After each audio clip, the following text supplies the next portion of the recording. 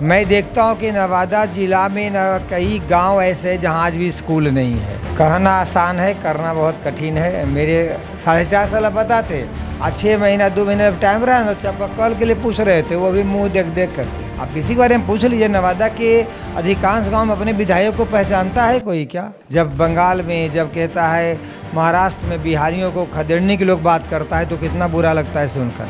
आखिर हमारा बिहार में वो सारी व्यवस्था क्यों ना हो जाए जैसे गुजरात में है? तो एक ऐसी व्यवस्था होनी चाहिए ताकि सरकारी विद्यालयों में पढ़ाई हो। बंद करने की जरूरत मेरे ख्याल से नहीं है। शराब तो आप गली कुची में जहाँ तहाँ पता करो तो आपको घर पहुँचा देते हैं लोग। अभी मैं मौजूद हूँ नवादा में और अभी हमारे साथ जो शख्स मौजूद हैं वो कोई आम शख्स नहीं है। शिक्षा के क्षेत्र में इनका बहुत बड़ा योगदान रहा है, खास करके नवादा में।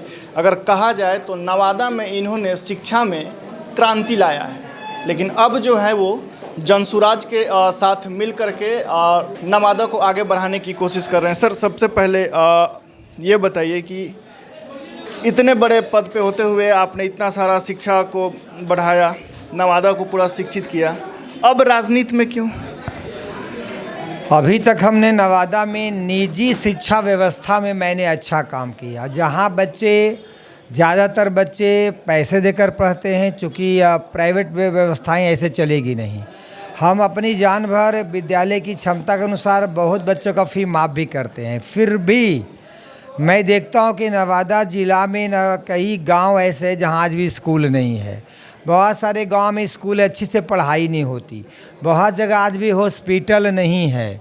बहुत जगह चलकर देखो, किसानों को समय पर खाद और बिजली नहीं मिलती है। इन समस्याओं को दूर करने के लिए हमें राजनीति में आना पड़ रहा है। यह समस्या मैं तभी दूर करूंगा जब मुझे जनता के द्वारा पावर मिलेगा। अभी मैं कहीं जाकर कोई पदाधिकारी से बोलूँगा कि फलाने स्कूल में पढ़ाई सरकारी में क्यों नहीं हो रही या फलानी जगह स्कूल क्यों नहीं है, तो वो लोग हमारा नोटिस नहीं लेंगे। लेकिन जब मैं जनप्रतिनिधि बन जाऊंगा तो इन कामों को करना और करवाना हमारा नैतिक अधिकार हो जाएगा। इसीलिए मैं चुनाव लड़ना चाहता हूँ। जनसुराज ही क्यों? इसलिए कि अन्य पार्टियों की तुलना में मुझे जनसुराज अच्छा लगा। कहीं स्वच्छ छवि की पार्टी है, इसके नेता का सोच विचार हमसे मिलता है, इसलिए जनसुराज।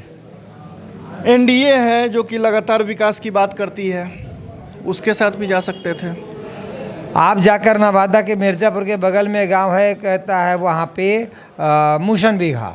आप जाकर नारदीन बगल में गांव है जहानपुर, जाकर देख लो। ऐसे वैसे 50 गांव का नाम बताओ जहां आज भी स्कूल नहीं है और 2 किलोमीटर से कम दूरी पर स्कूल है भी नहीं।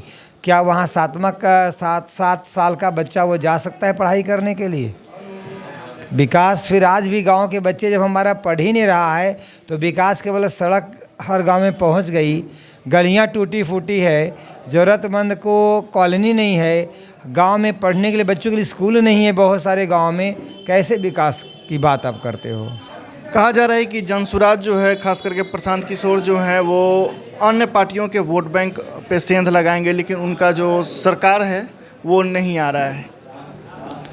सरकार किसकी आएगी ये जनता जानती है, किसी को नहीं पता है। सब अंदाज लगाते हैं सरकार किसकी होगी, कोई नहीं जानता है सरकार किसकी होगी। जनसुराज की भी हो सकती है, एनडीए की हो सकती है, महागठबंधन की हो सकती है। सरकार किसकी होगी ये जनता के हाथ में है। ये पता चलेगा 14 नवंबर को शाम तक।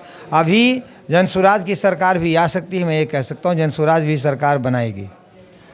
अगर आप विधायक बनते हैं तो नवादा के लिए वो 5 काम जो आप तुरंत करना चाहेंगे, बदलाव करना चाहेंगे? गांव-गांव में स्कूल, हर इलाके में हॉस्पिटल, किसानों के लिए नदियों में चेक डैम बनाकर सिंचाई की अच्छी व्यवस्था, बिजली, और नवादा के नवयुवकों में रोजगार।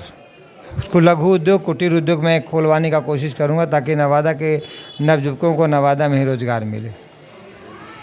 तेजस्वी यादव कहते हैं कि जैसे ही हमारी सरकार बनेगी 3 करोड़ लोगों को रोजगार देंगे, पक्की नौकरी, रोजगार नहीं पक्की नौकरी देंगे। मतलब डाटा उठाइए तो हर घर से 1 आदमी को नौकरी दिया जाएगा। संभव है? कहना आसान है, करना बहुत कठिन है। मेरे नज़र में ये संभव इतना जल्दी नहीं है। आप ये संभव नहीं। मैं कहा ना, कहना बहुत ही आसान है, करना कठिन है। नेताओं का काम कहना है, कह के अब देखते हैं नवादा वाले विधायक लोग 6 महीना से चापाकल बांटे चल रहे थे, 4.5 साल पता थे। आज 6 महीना 2 महीना टाइम रहा ना, चापाकल के लिए पूछ रहे थे, वो भी मुंह देख देख करके। यही विकास है लोग करते हैं। 4.5 साल आपको पूछिए तो नवादा के विधायक के बारे में गाँव में कोई जाते हैं क्या जीतने के बाद? आप किसी के बारे में पूछ लीजिए, नवादा के अधिकांश गांव में अपने विधायक को पहचानता है कोई क्या? चेहरा दिखा है कोई क्या?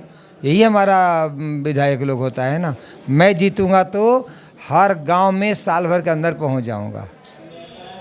एनडीए गठबंधन जो है वो लगातार 15-20 सालों से सत्ता में है, फिर इस बार मौका मांग रही है, लेकिन लोगों का कहना है कि इस बार क्यों, मतलब जो रोजगार है वो आ नहीं पा रहा है, लोगों का पलायन है जो लगातार, चूँकि पलायन जो है वो बिहार में सबसे बड़ा मुद्दा है और इसे प्रशांत किशोर जी ने लगातार उठाया है। आप कैसे देखते हैं इसको? बहुत ईमानदारी पूर्वक मैं कहना चाहता हूँ कि ये मुद्दा प्रशांत जी का जन स्वराज का बहुत अच्छी और बहुत बड़ा मुद्दा है। हमारे बिहार की सबसे बड़ी समस्या है, जब बंगाल में जब कहता है, महाराष्ट्र में बिहारियों को खदेड़ने की लोग बात करता है तो कितना बुरा लगता है सुनकर। आखिर हमारा बिहार में वो सारी व्यवस्था क्यों ना हो जाए? जैसे गुजरात में है, तो ये बिल्कुल हमें उस तरह की व्यवस्था रोजी रोजगार का करना पड़ेगा ताकि नवयुवकों को सरकारी नौकरी, अच्छी अच्छी फैक्ट्रियों में नौकरी मिल जाए, बिहार के लड़कों को बाहर जाना ना पड़े और बाहर जाकर जलील होना ना पड़े। इस पर सरकारों को पहले ही काम करना चाहिए था। जो सरकारें अभी तक थी वो काम नहीं की है। तो बिल्कुल जन स्वराज और प्रशांत किशोर जी बहुत अच्छा कह रहे हैं। इस पर तो बहुत गहरे यानी जल्दी से जल्दी एक्शन होना चाहिए ताकि हमारा पलायन, यहाँ के जो नौजवान पलायन करने के लिए अपने को मजबूर करते हैं, यहाँ से वो कहता है जहाँ प्रवासी मजदूर के रूप में कहीं जाकर काम करते हैं, क्यों हमारा बिहार केवल बिहार के में बच्चे जन्म लेते हैं ज़्यादातर मजदूर बनने के लिए? ये सब अब नहीं चलेगा। ये सब बिहार में सारी व्यवस्था हमें करनी होगी। आप खुद एक शिक्षक हैं। प्रशांत किशोर जी कहते हैं कि जैसे ही हम सत्ता में आते हैं, जैसे ही हमारी सरकार बनेगी, बिहार के जितने भी सरकारी स्कूल हैं उन सबको हम बंद कर देंगे, तब तक जब तक कि उसे हम अच्छे से डेवलप ना कर ले और वहाँ के जितने जो बच्चे हैं वो प्राइवेट स्कूल में जाएंगे। क्या ये निर्णय सही है? मेरे को इसके बारे में जानकारी नहीं है, सच की जानकारी मुझे नहीं है। कोई भी काम हमें लगता है कि प्रशांत जी ऐसा नहीं बोलते होंगे। कोई भी काम इतना ऑन कैमरा उन्होंने बोला हुआ है कि जो भी सरकारी स्कूल है उसको हम बंद करेंगे, तत्काल बंद करेंगे, जब तक कि उस स्कूल को हम डेवलप ना कर ले पूरी तरह से, और जो बच्चे होंगे उनको हम प्राइवेट स्कूल में भेजेंगे और उनकी फ़ीस हमारे फंड से जाएगा। चूँकि हम सरकारी टीचरों को पेमेंट करते हैं तो वो पेमेंट हम बच्चों को देंगे। अब यहाँ पर अगर वैसी बातें, ये सरकारी शिक्षक कोई भी होते हैं, काम तो करना चाहिए। अगर सरकारी विद्यालय में बच्चे क्यों नहीं जाना चाहते हैं? मीन्स पढ़ाई नहीं होती है, तो एक ऐसी व्यवस्था होनी चाहिए ताकि सरकारी विद्यालयों में पढ़ाई हो। बंद करने की ज़रूरत मेरे ख्याल से नहीं है। पढ़ाई की व्यवस्था हो, शिक्षक वहाँ पढ़ाएँ, इतना की ज़रूरत है। इसी पर ध्यान दिया जाएगा तो समस्या हमारी दूर हो जाएगी। शराबबंदी हटाकर उससे आया हुआ इनकम को शिक्षा पे खर्चा करना। शराबबंदी कानूनन बंद है, लेकिन आप जहाँ खोजो संभवतः शराब मिल जाता है, जैसा लोग कहते हैं, मेरे तो पता नहीं। तो फिर वहाँ पे कहीं न कहीं कानूनन बंद है, परंतु अगर हर जगह गलत तरीके से शराब पहुँच रहा है तो कहीं न कहीं ये तो गलत है। इस पर या तो पूरी तरह बंद हो, या फिर ओपन कर दिया जाए। लगातार प्रशासन पे भी इस चीज़ को लेकर के कहा जाता है कि प्रशासन की मिली भगत है, तभी बिहार में शराब मिल रहा है। मिली भगत रहे या न रहे, शराब तो आप गली कुची में जहाँ तहाँ पता करो तो आपको घर पहुँचा देते हैं लोग। तो ये तो गलत है ना।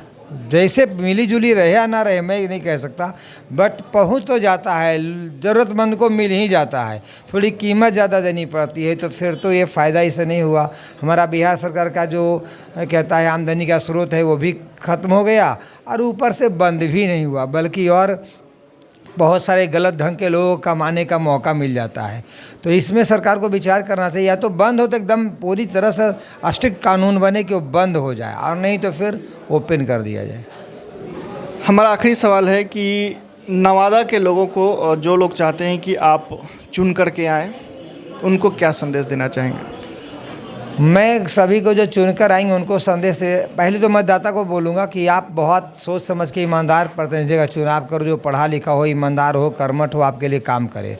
और चुनाने के बाद मैं प्रतिनिधियों से कहूँगा कि आप जनता के दरबार में जाओ, केवल वोट लेने के टाइम में जनता के दरबार में मत जाओ। आप पहले साल भर हमेशा जनता के दरबार में घूमते रहो, उनकी क्या समस्या है, कहाँ चापाकल चाहिए, कहाँ सड़क नली गली चाहिए, कहाँ स्कूल चाहिए, इसको देखो और जनता की समस्या को दूर करो, ताकि 5 साल बाद तुम्हें वोट मांगना ना पड़े, बिना वोट मांगे तुम जीत जाओ। हम यही संदेश देना चाहेंगे।